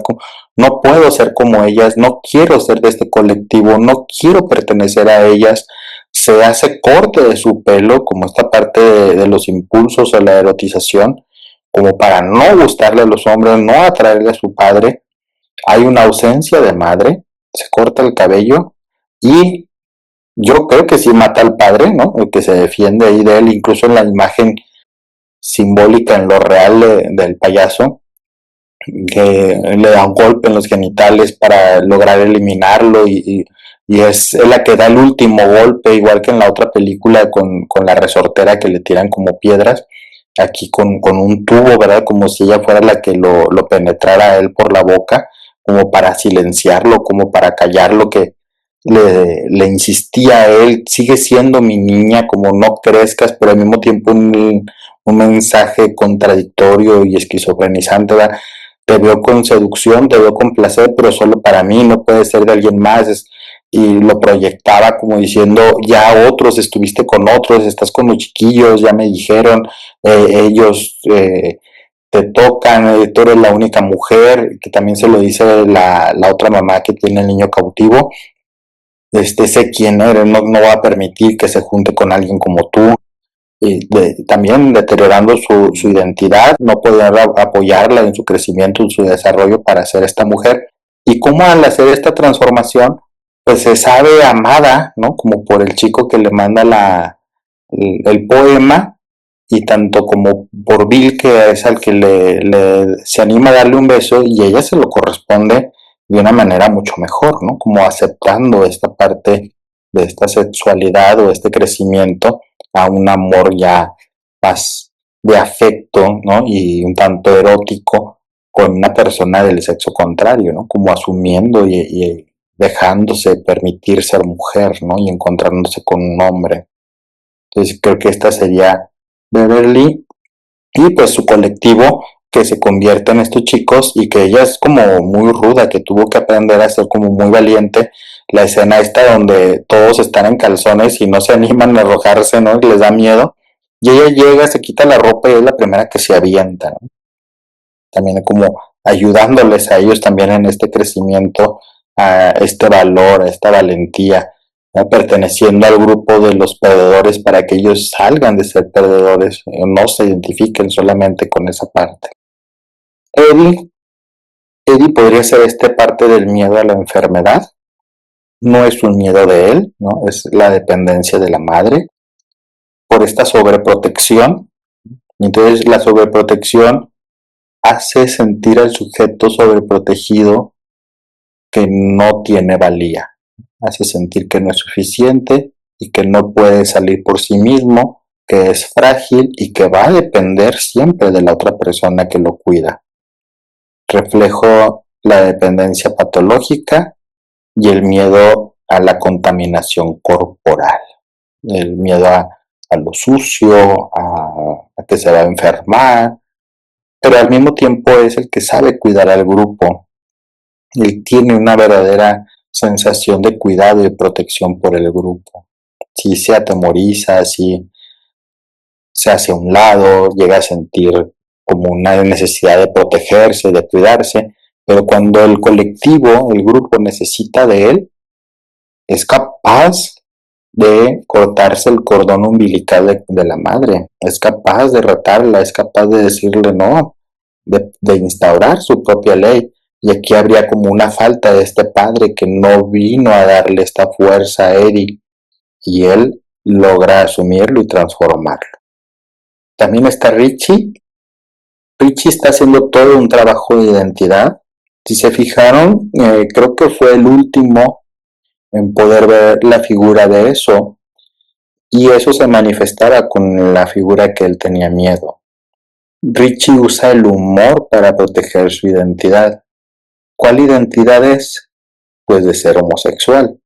Posiblemente es homosexual. Se fijan cuando están en la primera escena donde nos muestran al grupo de los losers que van por el pasillo en la escuela, de los chicos grandes, el cabello negro le hace un gesto como de seducción o de erotización, y siempre está bromeando y hablando de juegos sexuales, del pene, del tamaño del pene, de que si es chico, que si es grande, ¿no? O sea, siempre trae el pene en la boca, podríamos decirlo, ¿no? Como en parte de estas fantasías o estos anhelos que tiene él, y defendiendo esta identidad. Y su miedo es el payaso. Yo estoy de acuerdo que lo trabajé una vez en una psicoterapia con un chico que precisamente estaba trabajando esta parte de la identidad, y no porque fuera homosexual, y se dedicaba a trabajar de payaso, y entre el broma y para reafirmarle su identidad yo le decía, pues es que las mujeres se maquillan, ¿no? Como diciendo, solo las mujeres se maquillan, entonces si tú te maquillas de payaso, pues eres mujer. Y entonces se sintió así como agredido, como entonces no, pues un hombre también puede maquillarse, independientemente si es homosexual o no, o si se siente mujer o no, o si es hombre o no, ¿no? O sea, eso no lo va a determinar. Incluso tú te pintas porque eres payaso y te pintas para ser payaso, ¿no? Pero ese es un personaje, esa no es tu identidad, es algo que tú elaboras. Entonces, este chico está creciendo en esta identidad. Y se fijan, una figura que tiene cuando abre la caja y se encuentra con el payaso cuando van a la casa, les dio un muñeco inerte, como si fuera un títere, como si no tuviera identidad, como si fuera un juguete, como si fuera algo de broma y no pudiera ser alguien serio. Y él es eso, él les enseña al grupo cómo llevar las cosas más llevaderas, pero también es como permanecer siempre en este temor les decía, de lo real lacaniano, en todos de no ser adulto. Entonces es como si le faltara esta seriedad y este compromiso. Y él también siempre está teniendo como esta duda y es el primero que huye y se aleja del grupo y no puede estar con el grupo, ¿sí? Hasta que una parte donde supera es ya cuando ya van en la segunda vez. Él dice, no, pues me pegó Billy, ¿no? Billy me pegó, pero no, ya vamos a acabar con esto y yo lo voy a destruir. Y es el que empieza a hacer como tomarle seriedad y forma a esto. Cuando van a buscarlo y que está jugando, él siempre está jugando, ¿eh? Está jugando el Street Fighter ahí en los videojuegos. Pero cuando le dice que Beverly es la que le necesita, deja el juego y se arroja, ¿no? Empieza a tener estos pasos de transición a la adultez. No quiere decir que en la adolescencia no lo tengan, pero empieza a responder con responsabilidad y arrojarse a dar estos primeros pasos de pertenencia y responsabilidad en este pequeño grupo. Entonces Richie, Stanley, ¿verdad? El chico judío, está el control, la disciplina del padre, ahí parece que no está la madre, ahora acá la fuerza es con el padre.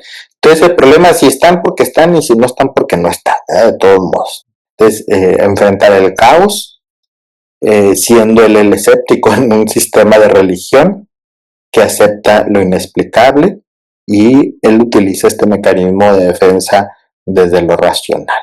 Entonces él hace mucho esta parte de elaboración de la razón y su religiosidad de la parte del judaísmo que también nos está evocando a todo esto de la ley, ¿no? Las normas, las reglas. Y se fijan, él aporta esta parte al grupo, él aporta esto de los deberes ser, los compromisos, las normas, las reglas, las leyes, es como el más juicioso de todos ellos. Y aquí está el Club de los Perdedores. Puse esta imagen y que porque es también un poco más fuerte en el libro, ¿no? En esta parte como de una orgía sexual. Yo voy a la parte en donde ellos pueden ser ellos mismos. Pueden estar desnudos, al natural. Sea entre hombres, sea entre un homosexual o tendencia homosexual, entre una mujer, en donde están en esta agua, ¿no? Como un nuevo nacimiento, esta transición de ser ellos mismos, esta parte transformadora, en donde cada uno va conociendo sus miedos y se apoyan en el colectivo.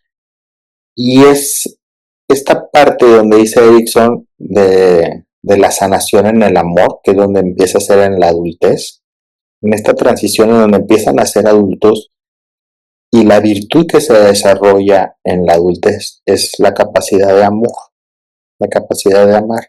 Y el amor básicamente es abrirte, abrir tu corazón, abrir tu vida y mostrarte como es y recibir al otro también en este estar abiertos. Dice, entonces, ¿el amor duele? Sí, yo creo que sí. Ya muchos dicen, no, no es cierto, el amor no debería doler. No, sí duele un chingo porque te abres y te muestras genuina y auténticamente. Por eso no debería de doler. Pues no, pero quedas expuesto de algún modo, ¿no? Expuesto a que el otro pueda valorar o no ese amor. Y entonces hace que no duela, porque eso es lo que logran, ellos logran ser y decirse cosas, y sí se lastiman, y sí, claro que sí le dolió el golpe que le dio Billy. Pero luego lo ve en la máquina y le dice, estoy golpeándolo, y entonces estoy imaginando que eres tú, y te estoy golpeando a ti.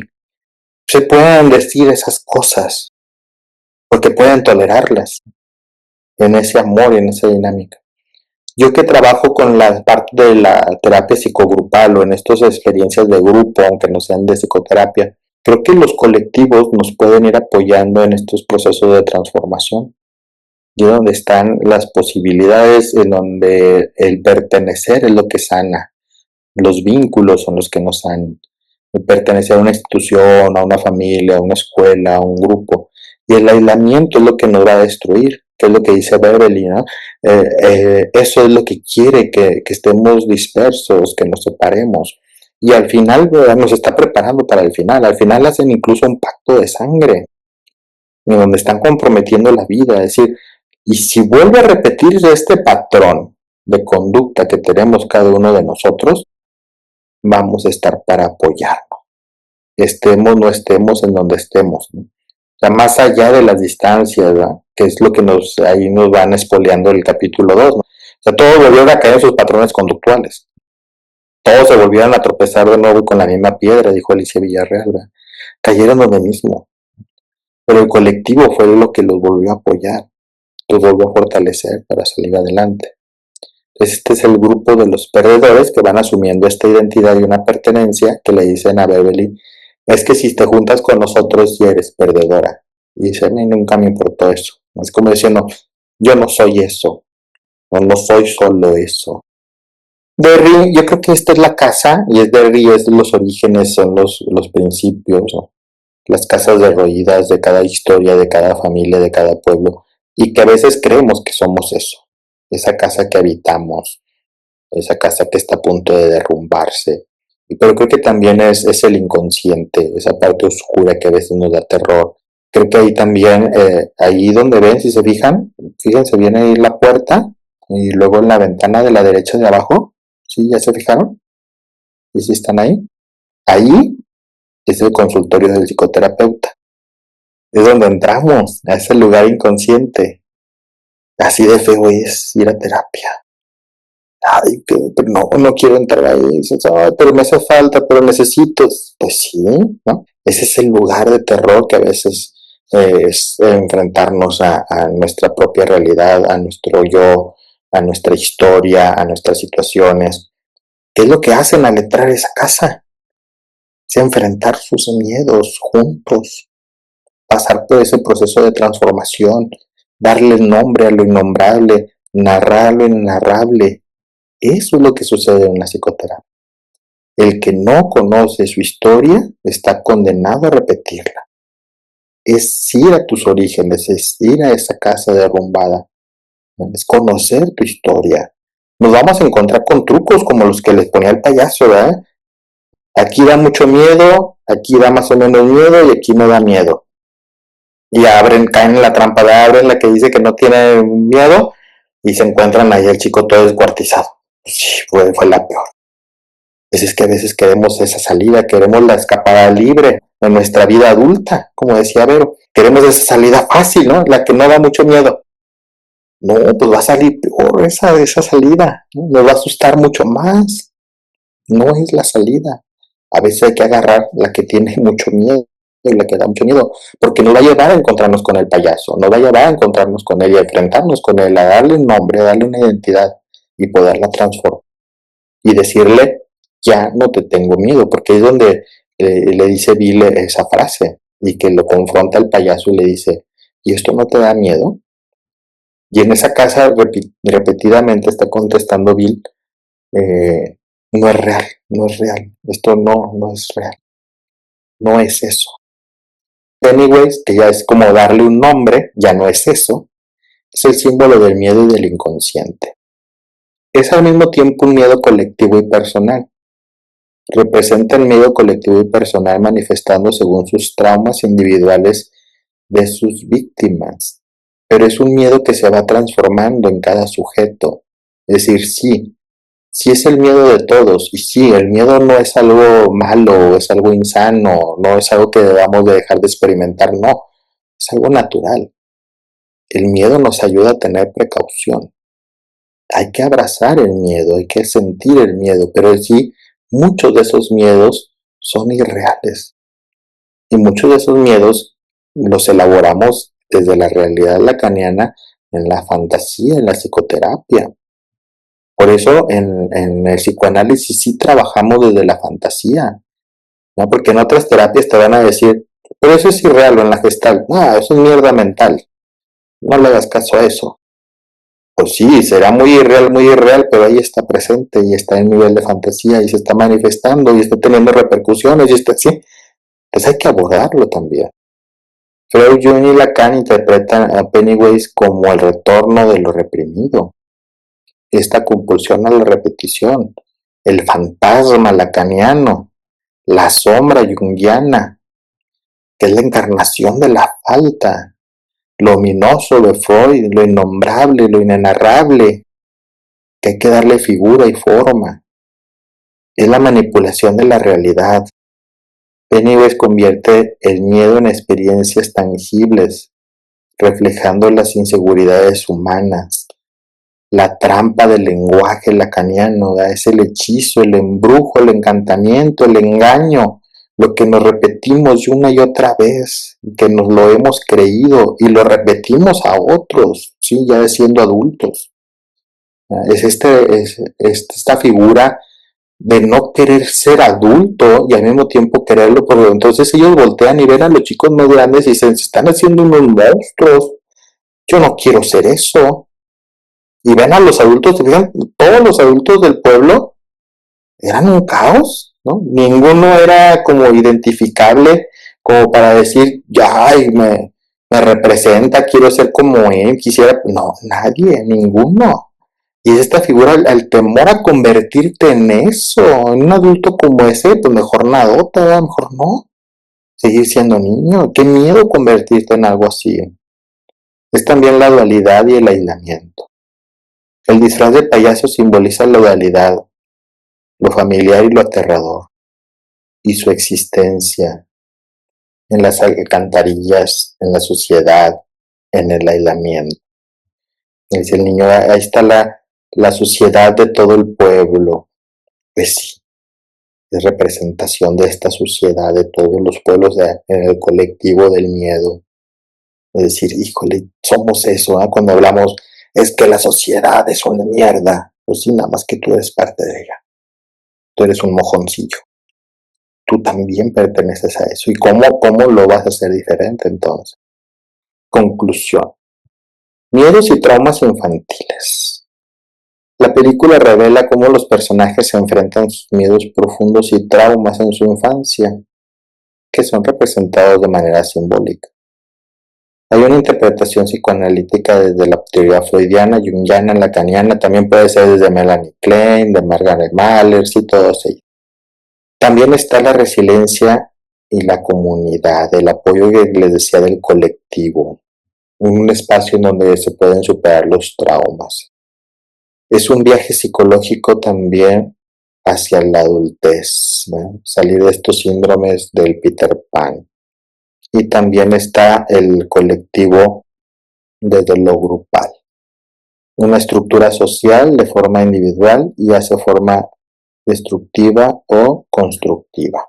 A nosotros nos toca hacer este ejercicio de si esta infancia destino, de esto que me hicieron de mí, ¿qué voy a hacer yo con eso?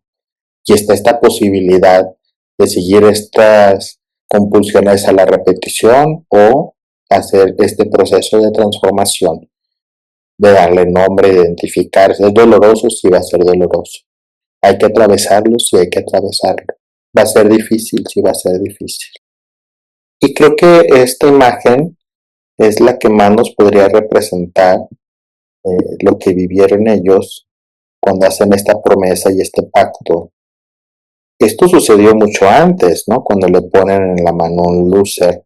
Y él también la V la pone casi al mismo tiempo, pero ya en el colectivo donde tiene esta fuerza, en donde se da este proceso de transformación en una fractura, en una herida que va curándose y se va transformando de ser perdedores a ser amores. Que esta es la verdadera fuerza de transformación en nuestra sociedad, en un colectivo, en nuestro crecimiento, en nuestros avances en las edades, en nuestros procesos de curación. Eso es lo que realizamos. Pues hasta aquí mi compartir de el análisis de esta película.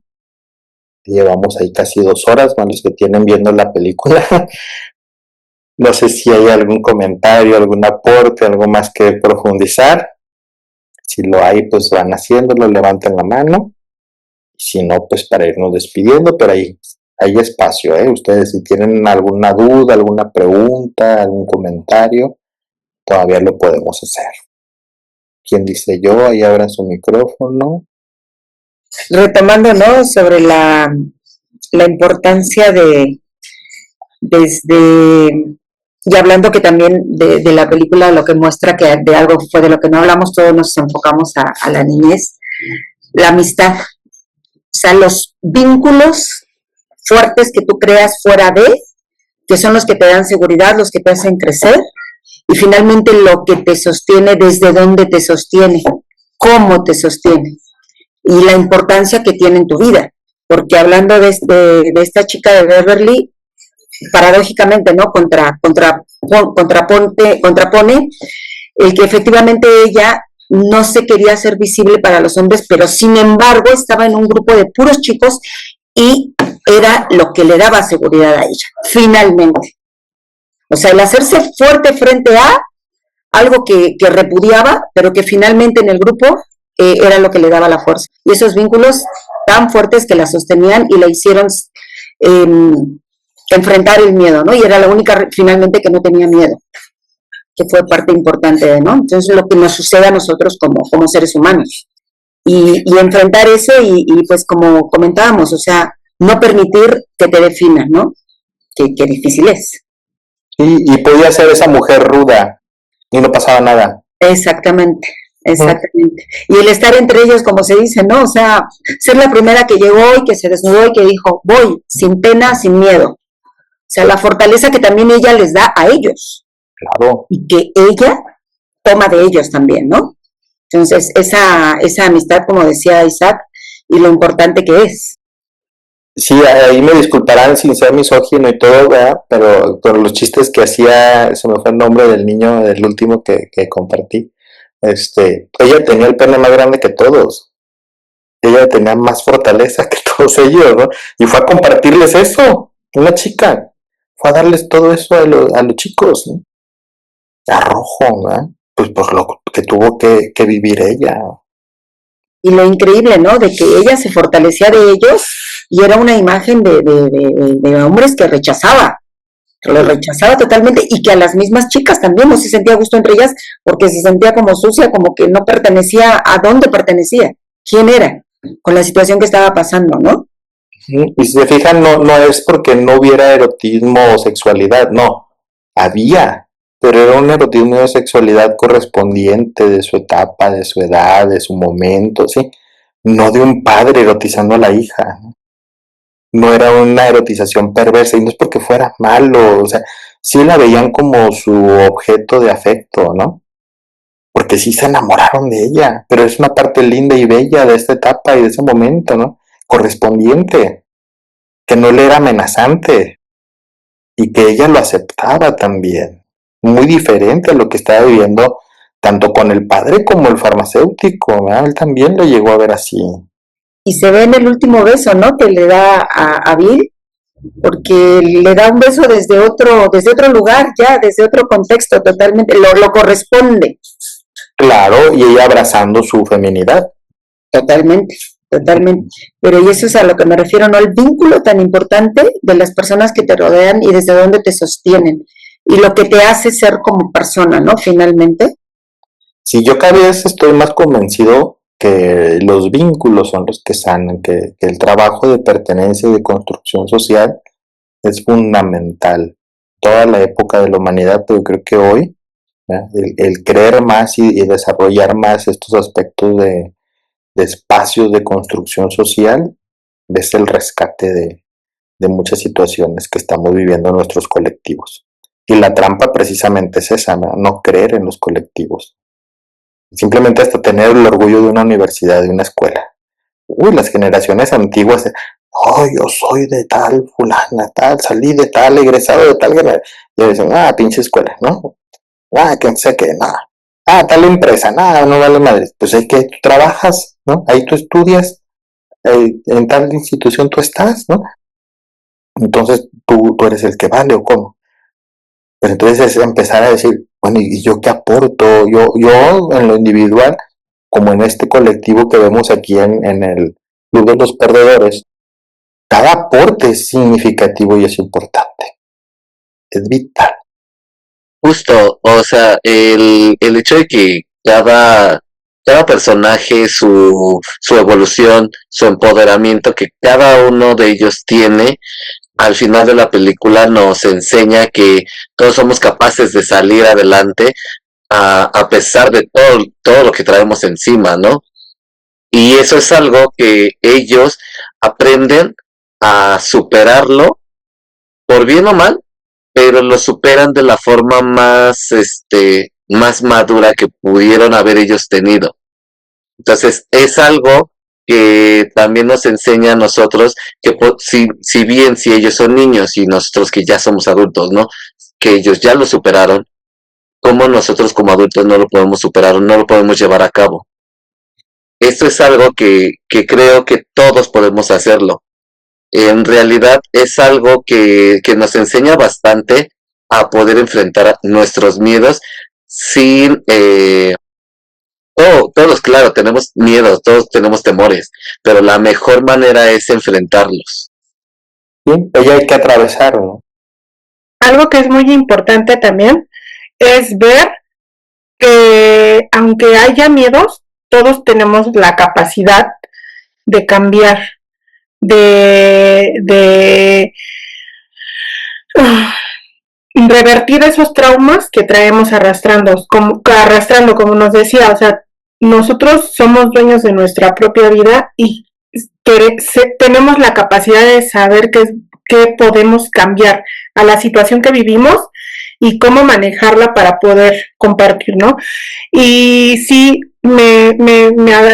ahora sí que se necesitan de redes de apoyo para poder justo salir y que no es malo pedir ayuda, que es algo muy necesario a veces porque a veces nos comemos solos con la angustia, con la ansiedad, con la depresión, con los miedos, con los retos. Entonces, sí es muy importante valorar y entender que necesitamos redes de apoyos para poder salir adelante y hacer una sociedad más consciente y más empática, ¿no? Si bien todavía hay mucha maldad, hay muchas cosas negativas, desafortunadamente nosotros como seres humanos nos gusta tener la satisfacción, a veces llegamos a ser egocéntricos, queremos, somos placenteros, nos gusta satisfacer nuestras necesidades a costa de lo que sea, pero para esto, esta película creo que nos enseñó cosas muy peculiares, difíciles, que a veces pensamos que pocas personas tienen esas situaciones y la realidad es que creo que todos tenemos un cierto trauma de cada uno. O sea, todos hemos pasado a lo mejor por un abuso, un maltrato, hemos pasado por una situación que nos hace generar un trauma y a veces nos resguardamos o nos guardamos esa situación para no mostrar que somos vulnerables, ¿no? Igual algo que quería yo mencionar, lo que vi en el payaso, es que ellos, al vencerlo, reflejaba todos sus miedos. O sea, cada quien, como lo fue abordando, se iban reflejando esos miedos que uno mismo nuestros monstruos, como quien dice, ¿no? Lo mismo que nos come es lo que iba representando este payaso, ¿no?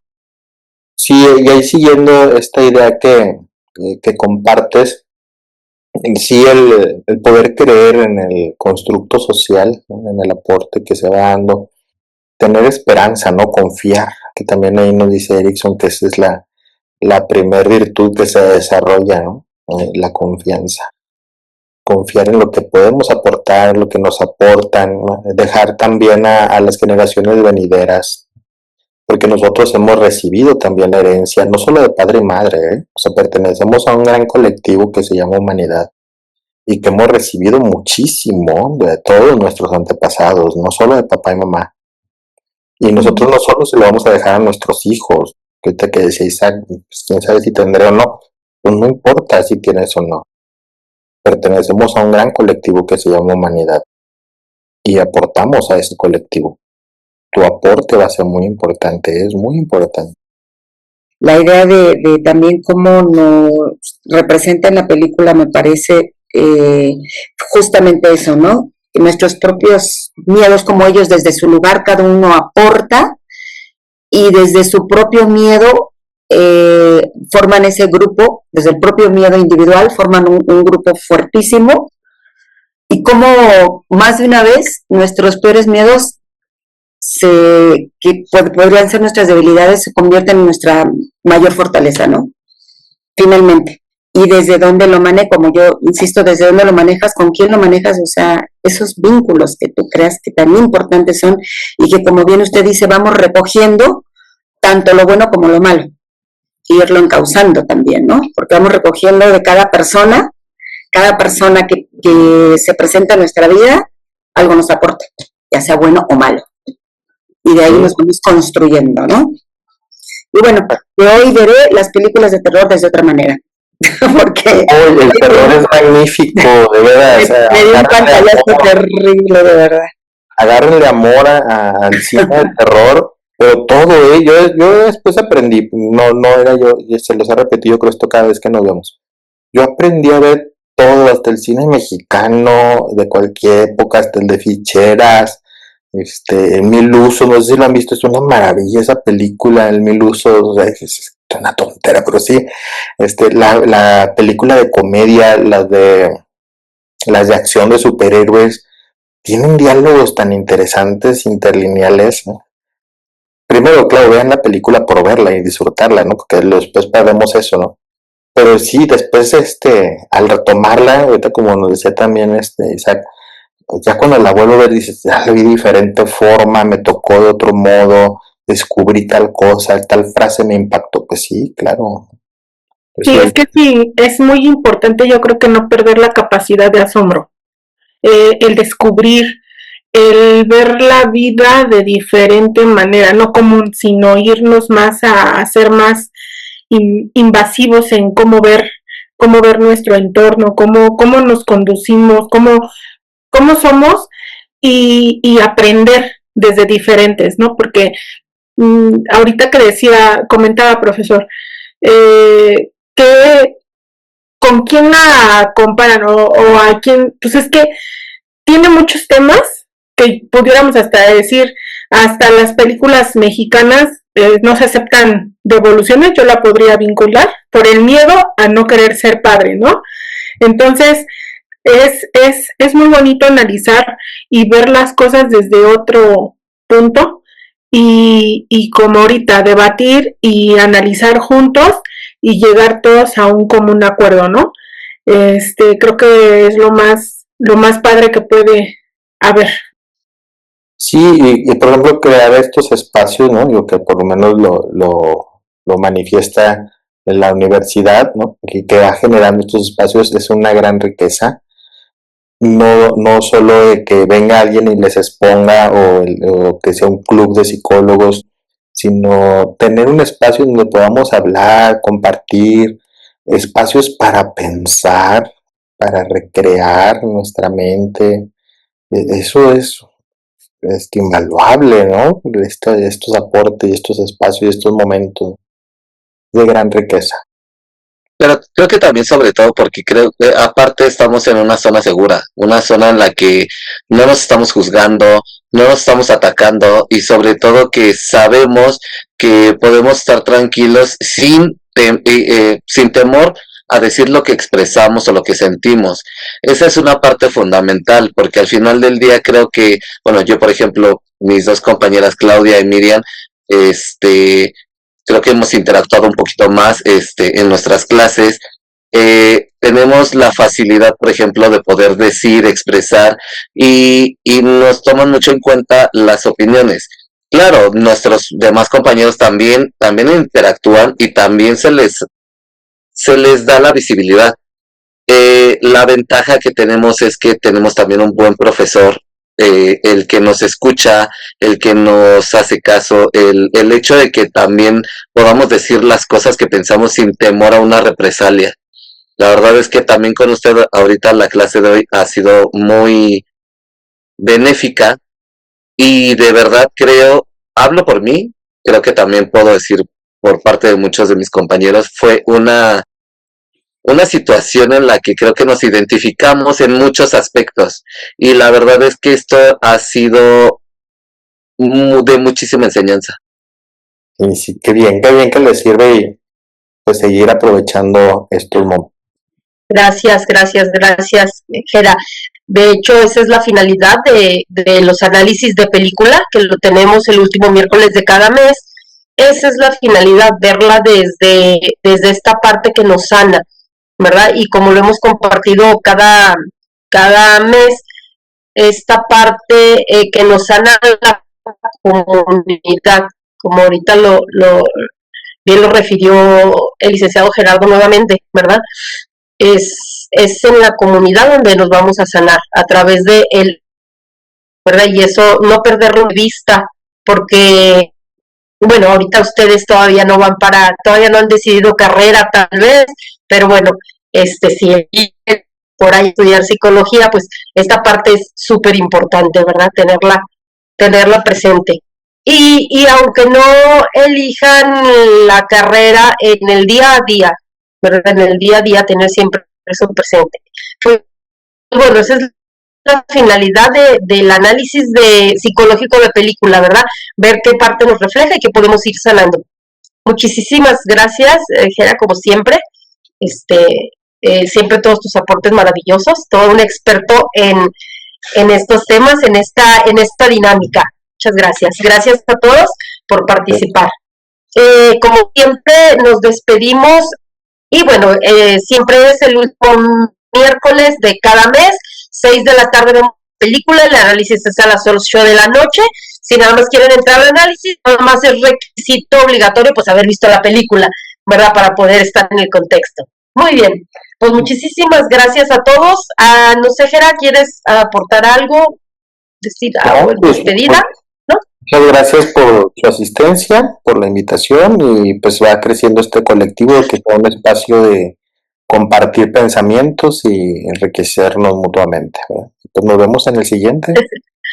Muchísimas gracias a todos. Bendiciones. Gracias, igual. Gracias, excelente noche. Hasta luego. Gracias a todos. Gracias. Gracias.